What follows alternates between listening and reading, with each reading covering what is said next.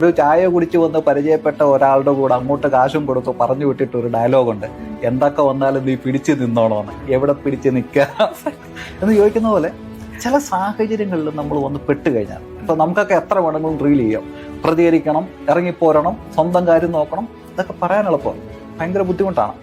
ചില സാഹചര്യങ്ങളിൽ വന്ന് പെട്ട് കഴിഞ്ഞ് കുട്ടികളും ഒക്കെ ആയിക്കഴിഞ്ഞാൽ പിന്നെ അവിടെ നിന്നും അങ്ങനെ ഇറങ്ങിപ്പോരാൻ അസാധാരണമായിട്ടുള്ള ധൈര്യമുള്ളവർക്കൊക്കെ അത് പറ്റത്തുള്ളൂ.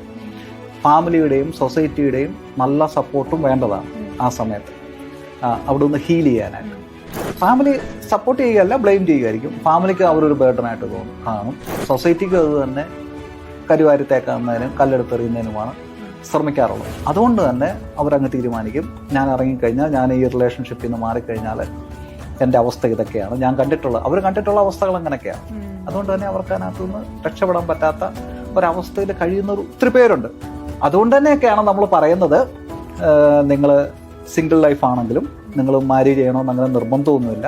നിങ്ങൾക്ക് എപ്പം ഫീൽ ചെയ്യുന്നു, തോന്നുന്നു, അനുയോജ്യമായിട്ടുള്ള ഒരാളെ കണ്ടുപിടിച്ച് കഴിഞ്ഞിട്ട് അത് മതി, അതിൻ്റെ ആവശ്യമേ ഉള്ളൂ. ഇപ്പം നമ്മുടെ മുമ്പുള്ളവരെല്ലാം ജീവിച്ച പോലെ തന്നെ അതേ പാറ്റേണിൽ നമ്മൾ ജീവിക്കണമെന്നൊന്നും യാതൊരു നിർബന്ധവുമില്ല.